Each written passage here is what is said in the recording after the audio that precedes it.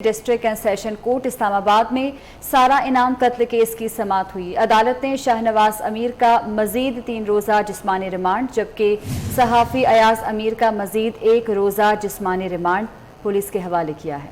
अदालत ने सीनियर सहाफ़ी अयाज अमीर की अहलिया समीना शाह की 3 रोज़ के लिए अबूरी जमानत भी मंजूर कर ली है। इसी पर बात करेंगे। एहतशाम कियानी हमारे साथ मौजूद हैं। एहतशाम, बताएगा समाअत का अहवाल। देखिए, पुलिस ने आज अदालत में समाअत के दौरान एक बड़ा इल्ज़ाम आयद किया है। उन्होंने कहा है कि सारा इनाम से शाहनवाज की शादी ही एक साजिश थी और वो शादी सारा से रकम बटोरने का एक ज़रिया था, जिस पर जो सीनियर सहाफ़ी अयाज अमीर अदालत के सामने पेश हुए थे, उन्होंने कहा कि वो उस शादी में शरीक भी नहीं थे, बतौर गवाह भी वो शामिल नहीं थे।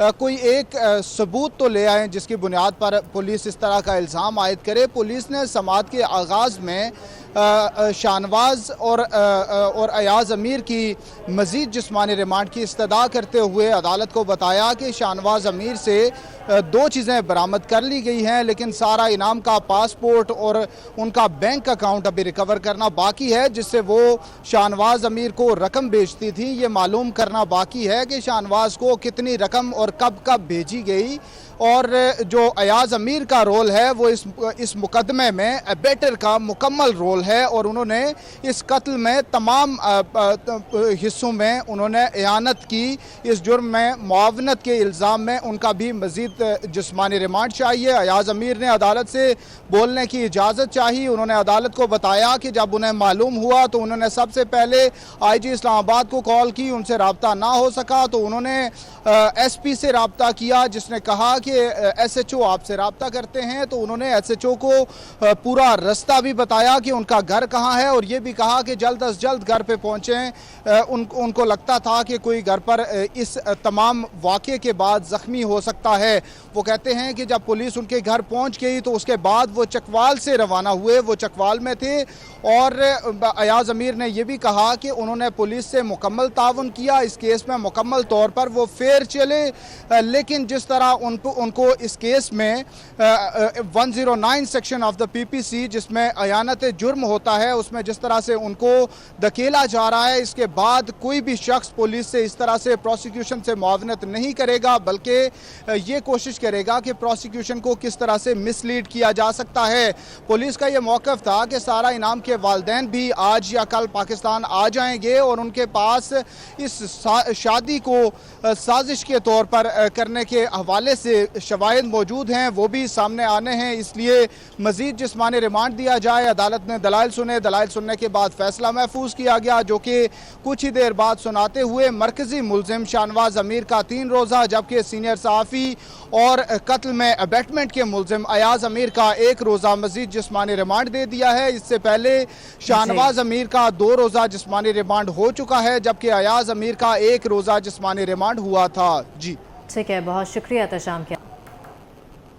मुर्तज़ा वहाब की गुफ्तगू आपने सुनी। आगे बढ़ें और आपको बताएं कि खैबर पख्तूनख्वा की यूनिवर्सिटियों से निकाले गए मुलाजमीन का बनी गाला में एहतजाज तीसरे रोज भी जारी है। हंगामी सूरत हाल से निमटने के लिए वाटर कैनन भी पहुंचा दी गई। मुजाहिरीन से ताहाल इंतजामिया के मुज़ाकरात न हो सके। इस वक्त वहाँ पर क्या सूरत हाल है? मौजूद हैं वहाँ पर फरजाना सदीक, उन्हीं से बात करते हैं। फरजाना, बताइएगा। जी बिल्कुल, KPK की मुख्य जामिया से निकाले गए आज 7 का धरना आज तीसरे रोज भी जारी है। बनी गाला इमरान खान चौक में ये जो साथी हैं ये धरना दिए हुए हैं। मुजाहिरीन का कहना है कि इनको मुश्किल किया गया। इनसे कुछ ऐसे भी हैं जिनको 12 साल जिन्होंने मुलाजमत की, लेकिन उनको नौकरी से बरतरफ कर दिया गया। इनका कहना है कि जब तक इनके मुतालबात नहीं माने जाएंगे ये यहाँ से नहीं उठेंगे। दूसरी जानब किसी भी तरह की हंगामी सूरत हाल से निमटने के लिए यहाँ पे वाटर कैनन भी पहुँचा दी गई है। पुलिस भी यहाँ पर मौजूद है ताकि इनको इमरान खान की रहशगाह की जानिब किसी भी तरह की मूवमेंट करने से रोका जा सके। दूसरी तरफ इनका ये कहना है कि अभी तक इंतजामिया में से कोई भी इनके साथ मुज़ाकरात नहीं कर सका। जब तक इनके मुतालबात नहीं माने जाएंगे ये अपने धरने को यहीं पे बरकरार रखेंगे, और अगर शाम तक किसी ने मुज़ाकरात नहीं किए तो इनकी जो मूवमेंट है वो इमरान खान चौक से निकलकर उनकी रहशगाह के बाहर तक चली जाएगी। ठीक है, बहुत शुक्रिया। आपको लिए चलेंगे कराची, जहाँ पर एडमिनिस्ट्रेटर मुर्तज़ा वहाब मीडिया से गुफ्तगू कर रहे हैं। टैक्स इकट्ठा किया जा रहा था, मैंने सिर्फ डिफरेंस क्या किया कि यार ये प्राइवेट अब लेन देन नहीं होगा, ये सरकार के जरिए काम किया जाएगा। के इलेक्ट्रिक एक पब्लिक लिमिटेड कंपनी है, उसके अकाउंट्स, उसकी बैलेंस शीट पब्लिक होती है। अगर उसके अकाउंट में, बैंक अकाउंट में 100 रुपए भी आते हैं ना, तो उसका ऑडिट होता है, उसकी जवाबदेही होती है। मैं और आप चेक कर सकते हैं कितने पैसे आए, कितने पैसे नहीं आए। मैंने फैसला किया कि ये निज़ाम बेहतर है कि बजाय इसके कि प्राइवेट ठेकेदारों को ये चीज़ दी जाए, एक बड़ी कंपनी को ये काम दिया जाए जो कि ट्रांसपेरेंट तरीके से पैसे को इकट्ठा करे, और जहाँ खुर्द-बुर्द होगी KMC नेपरा से भी बात करेगी, SECP से भी बात करेगी और अपने मामले को रिजॉल्व कराएगी। मैंने उनसे मुआहिदा किया कि हर महीने आप हमारे जो पैसे वसूल करेंगे वो आप KMC के अकाउंट में मुंतकिल करेंगे। इस काम को करने के लिए कानूनी एतबार से सिंध लोकल गवर्नमेंट एक्ट का सेक्शन 100 मुझे इस बात की इजाजत देता है। उसके तहत ये काम स्टार्ट हुआ। ये मामला काबीना में लेके गए, सिंध की आईनी हुकूमत की काबीना ने उसकी मंजूरी दी, रूल्स की नोटिफाई किया। उसके बाद हमने के इलेक्ट्रिक के साथ 1 साल की मेहनत के बाद, 1 साल की तगदो जिद्दोजहद के बाद मैं उस स्टेज पर आया कि आज बल्दिया उज़्मा कराची अपने पैरों पर खड़ा होने जा रही थी। क्यों? कि वो टैक्स जो कि 16 करोड़ रुपए अकाउंट में आता था, वो टैक्स अब 3.25 अरब रुपए KMC के अकाउंट में आएगा। कितने? 3.25 अरब रुपए। 16 करोड़ 3.25 अरब। वो 3.25 अरब रुपए मेरे पास, मेरी जेब में नहीं आएंगे, मेरी इंतजामिया की जेब में नहीं आएंगे, KMC के अकाउंट में आएंगे। और जो भी अगला KMC का मेयर होता है जिसको कराची वाले इलेक्ट करते हैं, जिसको भी करते हैं, उसके पास वो 3.25-3.5 अरब रुपए होंगे। और आप बहसियत सहाफ़ी, बहसियत शहरी, ये सवाल पूछ पाएंगे उससे कि भाई ये बताओ कि पैसे कहाँ गए, ये क्या अखराजात तुमने किए, कौन सी सड़क बनाई, कौन सा नाला ठीक किया, कौन सा पार्क ठीक किया। लेकिन कुछ लोगों को यह मंजूर नहीं था। आपने देखा सियासी नुक्ताचीनी स्टार्ट हो गई। मैंने बड़ी मुश्किल से के इलेक्ट्रिक को कायल किया था। मैं शुक्रगुजार हूं अपनी हुकूमत का जिसने मेरी मदद की, के इलेक्ट्रिक की इंतजामिया का जिसने इवेंचुअली हमारी बात से इत्तफाक किया और मुआहिदा हुआ। मैं ये भी बताना चाहूंगा कि मुस्तफ़ा कमाल के ज़माने में ये टैक्स 5,000 रुपए था। 200 रुपए से स्टार्ट होता था और 5,000 रुपए तक जाता था। कितना? 200 रुपए से स्टार्ट होता था और 5,000 रुपए तक जाता था। और वसीम अख्तर साहब के ज़माने में ये टैक्स इसी तरीके से 200 रुपए से लेके 5,000 रुपए तक वो इकट्ठा करते थे। मैंने कराची वालों को रिलीफ दी, उस टैक्स को कम करके 50 रुपए कर दिया और ज्यादा से ज्यादा 200 रुपए कर दिया। 5,000 की चीज को मैं कम करके 200 रुपए ले आया और आमदनी जो कि 16 करोड़ थी वो बढ़ा के 3.25 अरब रुपए कर रहा था मैं। और सब डॉक्यूमेंटेड होता, आपको नजर आता, मुझे नजर आता। हम जो भी मेयर होता उससे सवाल पूछते कि बताओ मियां तुमने क्या किया हमारे पैसों का। लेकिन नहीं, कुछ लोग नहीं चाहते, कुछ लोग नहीं चाहते कि शहर के इदारों के पास पैसे हों। कुछ लोग नहीं चाहते कि शहर के अंदर सस्टेनेबल डेवलपमेंट हो। कुछ लोगों को अच्छा नहीं लग रहा कि मीना बाजार की सड़क बन रही है इस वक्त।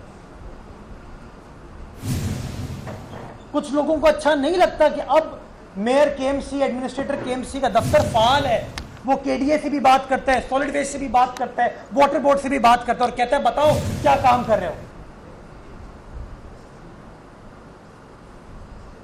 अगर मैं जाती शौक होता तो मैं पुराना निजाम चलने देता जिसके तहत लोगों की जेबों में पैसे जाते हैं। मैंने निजाम तब्दील किया। क्यों? क्योंकि मैं इस शहर से मुखलिस हूं, इस शहर की आवाम से मुखलिस हूं, बल्दिया उज़्मा कराची के साथ मुखलिस हूं कि उसके अकाउंट में पैसे हैं ताकि आप सवाल पूछें उनसे कि क्या काम किया।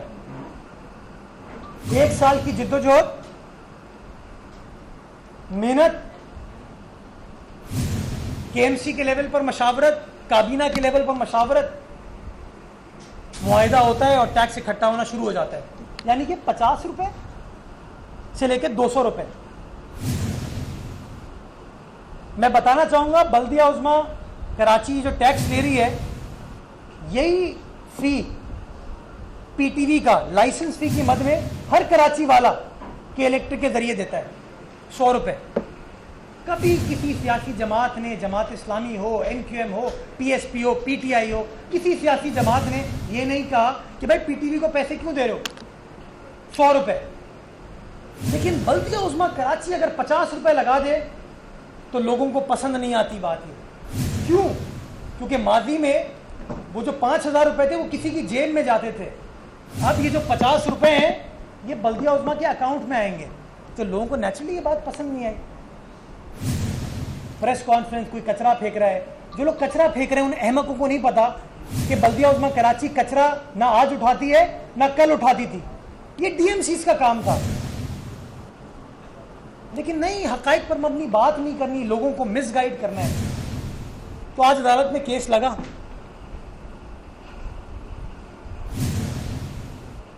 और अदालत के सामने मैं खुद भी हाजिर हुआ और मैं तमाम गुजारिशात बताई। मैंने कहा सर, मैं कानून की सरबुलंदी में बिलीव करता हूं, कानून इस टैक्स की लगाने की इजाजत देती है, ये टैक्स को लगाया जाए। मुझसे सवाल पूछा गया, नहीं टैक्स तो बिल्कुल ठीक है, ये कहा गया अदालत में, भरी अदालत में टैक्स बिल्कुल ठीक है, टैक्स आप लगा सकते हैं। ये सवाल जवाब किए कि आप पैसे कहाँ खर्च करेंगे, इंफ्रास्ट्रक्चर वगैरह, लेकिन उन्होंने कहा टैक्स तो ठीक है। सवाल ये उठा है, क्या ये काम बल्दिया उज़्मा कराची खुद कर सकती है या किसी के हवाले कर सकती है? तो उसका भी मैंने जवाब दिया जज साहब को। मैंने बताया sir, Sindh local government act 2013, आप खुद कहते हैं, जज साहिबान भी कहते हैं, मैं भी कहता हूँ, आप भी कहते हैं, कानून से बढ़कर कुछ नहीं है, rule of law, rule of statute. मैंने बताया सेक्शन 100 इस बात की इजाजत देती है कि ये टैक्स किसी भी शख्स के जरिए इकट्ठा किया जा सकता है। और मैंने अदालत को यह भी बताया कि सर ये 2017 का मुआहिदा है, जब मैं नहीं था उस वक्त के मेयर ने किसी प्राइवेट कंपनी के जरिए इस टैक्स को इकट्ठा कर रही थी। तो जवाब ये आया कि टैक्स ठीक है आप लगा लें, कि इलेक्ट्रिक के जरिए क्यों लगा लें, यानी कि टैक्स भी दुरुस्त है। अभी से माइक बंद। वतुइज़्ज़ु मन तशा वतुज़िल्लु मन तशा।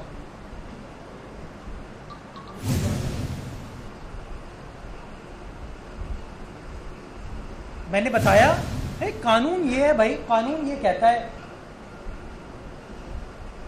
जज साहब खुद भी मानते हैं कि हाँ टैक्स ठीक है, मुझे कहा और आज के ऑर्डर में भी लिखा है उन्होंने कि केएमसी चाहे खुद टैक्स इकट्ठा कर सकती है। मैंने बताया सर हमारे पास मैकेनिज्म नहीं है, खुद बुर्द होगी, मेरी जेब में पैसे आ जाएंगे, कि इलेक्ट्रिक के जरिए नहीं कर सकती। गोया मतलब कानून के मुताबिक नहीं चलना चाहिए। अब वो 50-60 लोग बैठ के फैसला करेंगे, कोई कचरा फेंकता है वो फैसला करेगा।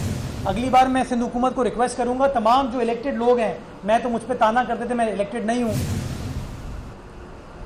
उन सबसे कहूंगा कि भाई आप फैसला करने से पहले जमात इस्लामी से भी मशावरत कर लें, पीएसपी से भी मशावरत करें, एनक्यूएम से भी मशावरत करें, पीटीआई से भी मशावरत करें, फिर तमाम जो लोग बैठे हुए हैं, आप साफ़ी हज़रात आपसे भी मशावरत करें, जज साहिबान से भी मशावरत करें, उसके बाद फैसला करें।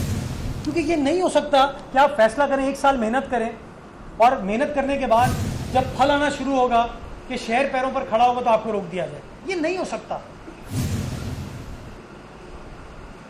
ये मैं दिल से बात कर रहा हूं। ये इस शहर, मेरे सारे स्टेक्स इस शहर में, इस शहर की इंप्रूवमेंट मेरी इंप्रूवमेंट है, आपकी इंप्रूवमेंट है। वो 3.25 अरब रुपए आएंगे, ये शहर बेहतर होने में अपना किरदार अदा कर पाएंगे, किसी के सामने मांगना नहीं पड़ेगा। बाहर क्या है, मैं कन्विंस बात से कि ये टैक्स कराची की बेहतरी के लिए था, कराची की आवाम की बेहतरी के लिए था। और अगर ईमानदारी से कोई भी पूछेगा तो मैं मुस्तफ़ा कमाल साहब के 2008 के फैसले की तायीद करूंगा, जब मुस्तफ़ा कमाल साहब ने MUCT की इस्तिलाह को क्रिएट किया। वसीम अख्तर साहब ने अपने 4 सालों में यही टैक्स इकट्ठा किया। मैं इत्तफाक करूंगा, बिल्कुल दुरुस्त फैसला था कि बल्दिया उज़्मा के पास पैसे, वो पैसे शहरियों के ऊपर लगाएंगे। आप बहसियत सवाल पूछ सकते हैं कि पैसे में खुर्द-बुर्द हो जाती है, पैसे लगते नहीं है। सवाल बिल्कुल जेन्युइन है, जायज़ है, जिसका जवाब मैंने आपको दिया कि मैं जवाब दूंगा, मेयर जवाब देगा, क्योंकि अभी तो मेयर आपको कहता है मेरे पास पैसे नहीं है। जब के इलेक्ट्रिक की बैलेंस शीट में नजर आएगा तो उसने आपको 3.25 अरब रुपए साल में दिए हैं, तो आप मेयर से सवाल पूछ पाएंगे कि भाई तुम क्या बातें करते हो इख्तियार आपकी पैसे ना होने की, तुम्हारे पास इतने पैसे पड़े हैं।